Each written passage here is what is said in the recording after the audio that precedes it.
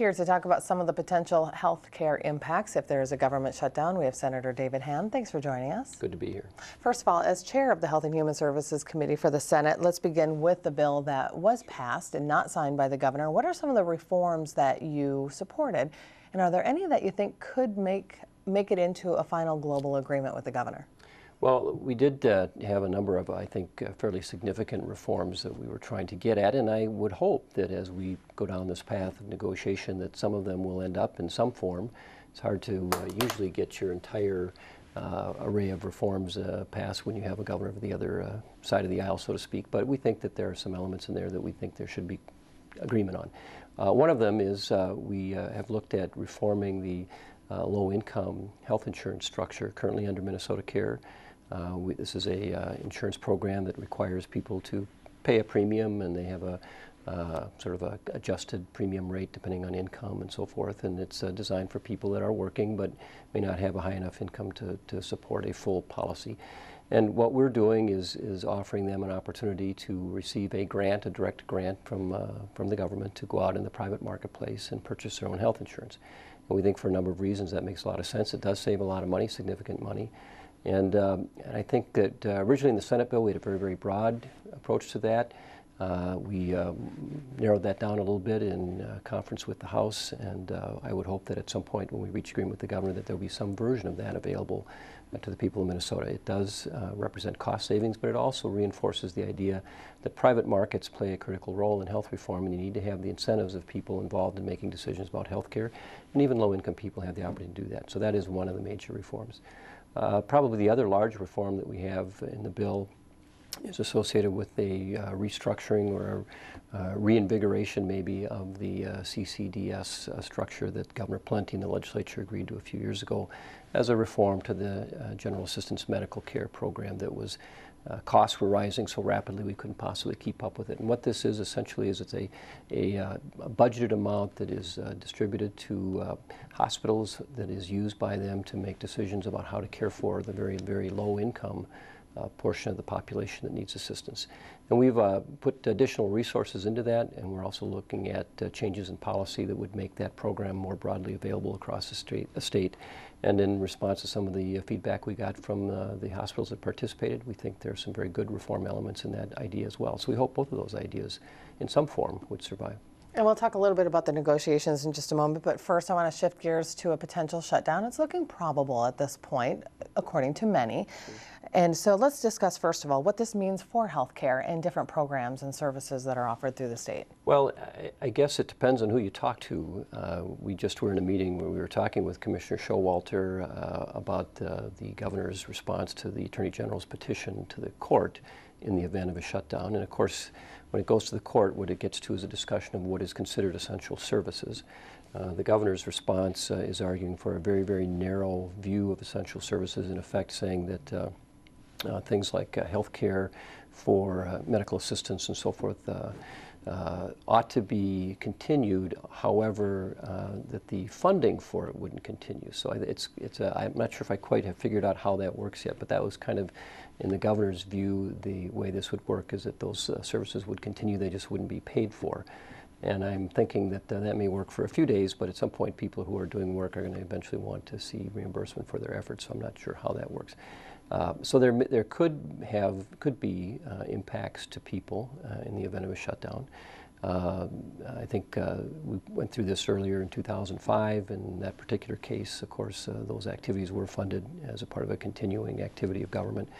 I think that if you do go to a shutdown, they ought to be continued as part of what we normally would do. But I want to again reinforce the point that we've been making, that there is no need to have a shutdown. I know we haven't reached agreement on all the budget with the governor, but it would seem to me that it would be preferable to have some sort of, for want of a better term, lights-on legislation that would be adopted by the legislature to allow the continuation of the current budget structure. And we could certainly do that in the course of a day if the governor called us back. And I think that would, in my opinion, be preferable than to go to a shutdown. According to Human Services Commissioner Lucinda Jessen, there were more than 500,000 letters going out to folks who are served through various programs.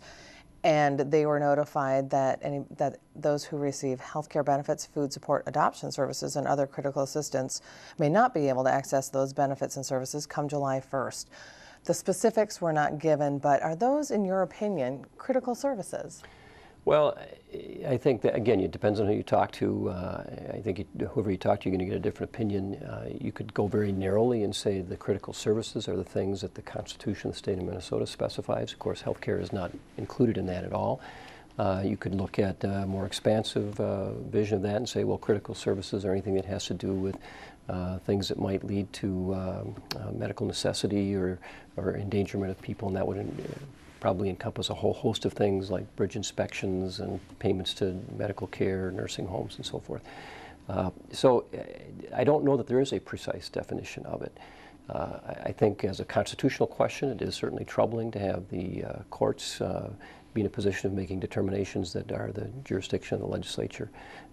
But again, I think from our perspective in the legislature, there are better solutions than relying on the courts to do this. And again, the simplest way to do it, if you don't have an agreement, is to pass an agreement that would allow the continuation of the current budget structure, so that everything that is going on right now would continue to go on until such time as a final agreement on the next year's budget would be reached. And I think that would be preferable. And Senator, as you mentioned earlier, the GOP contends that a shutdown is not necessary, and they're holding tight to that. However, in the event that it's looking more probable, in your opinion, is a shutdown a better option than moving on the $34 billion budget target? Well, I think when you say moving on the $34 billion budget target, new revenue. New revenue. Well, and of course we would say that our budget does incorporate a lot of new revenue. It incorporates, from the perspective of the Minnesota taxpayer, almost $4 billion in new revenue compared to the current level of spending. If you add in the one-time federal monies, it's about the same, maybe a little bit more than with the current level. And in areas like health and human services, our budget calls for $800 million in additional revenue from current levels of spending. So we would argue that we do have additional revenues in our budget. We think it is a balanced budget. What it doesn't do is it doesn't impose new taxes on income earners in the state of Minnesota. And that, we think, is very problematic. We are in the midst of a recession. People are now talking about a double-dip recession.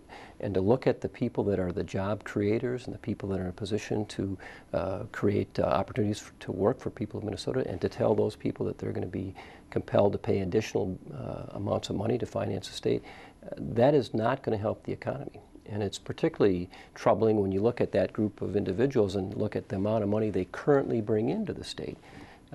In income taxes alone, about the top 2% of our income earners pay about 30% of the total income taxes that we collect. Now, I would say that's certainly fair, at least, and to add an additional burden to those people is not going to help the economy, and that's why we've been very firm about not going that route. So, yeah, so it's fair to say that you don't want to spend more than what's in the checkbook. That's correct. Okay, Senator David Hann, thanks for your perspective today. Greatly appreciated. You bet.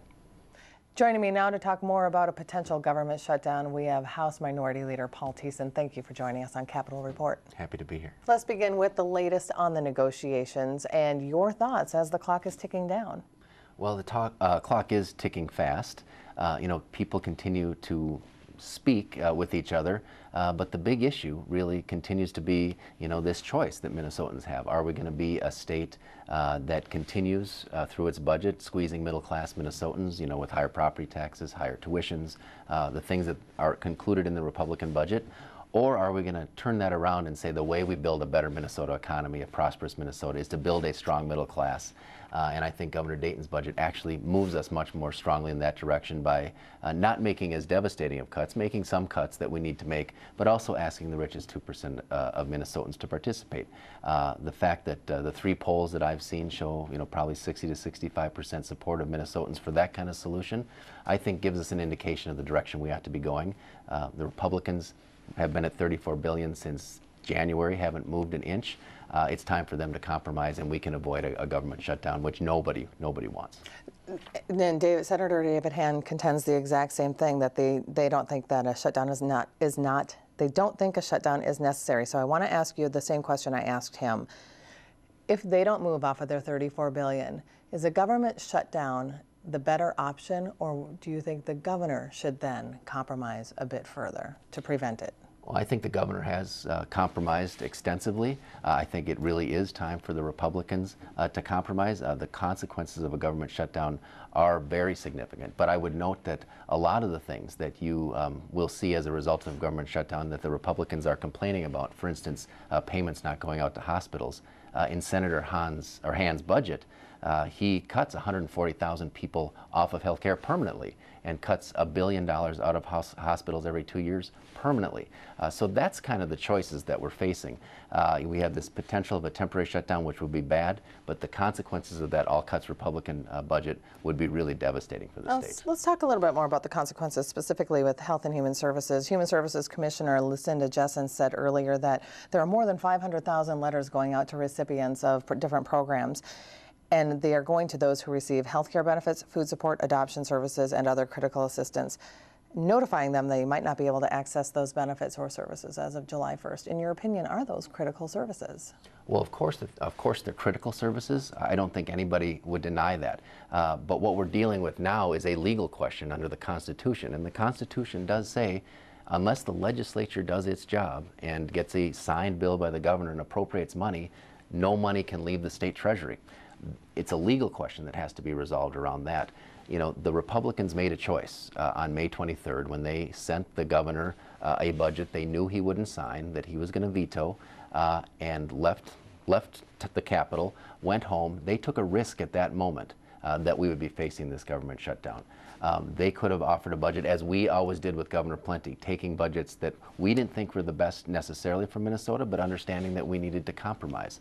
The Republicans seem to be in this idea that it's their way or the highway. I think that's unfortunate and is not good for the state of Minnesota. So, Mr. Leader, with roughly 3 weeks left before the budget needs to be concluded, kind of talk us and walk us through the negotiations. What's a timeline that your caucus has, and maybe when do things really ramp up more than they have been? Well, you know, I think that they have been, we've been working on things. I think it's going to ramp up every day as we get closer and closer to the shutdown, because that is not a result that anybody wants. I think it really is a time, most importantly right now, for the people of Minnesota to weigh in. The thing that gives me the most optimism is that legislators, for the most part, aren't here in St. Paul at the Capitol. They're back in their hometowns talking to their constituents about what the impact of the different budgets are going to have on their communities, on their hospitals, on their schools, on higher education institutions in their communities, on their property taxes.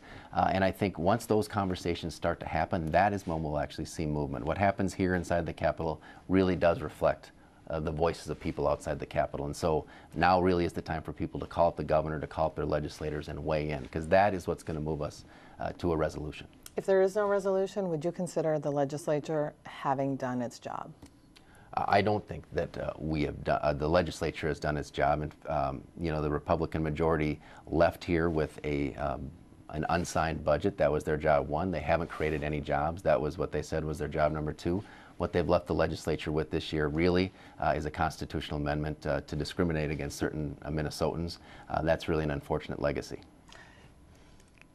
Are we to a point yet, and do you think we could reach a point where perhaps there's going to be a lot of acrimony and things won't be done in the future because of what's happening now? You know, I hope that that's not the case. You know, I still think people are working in good faith to resolve this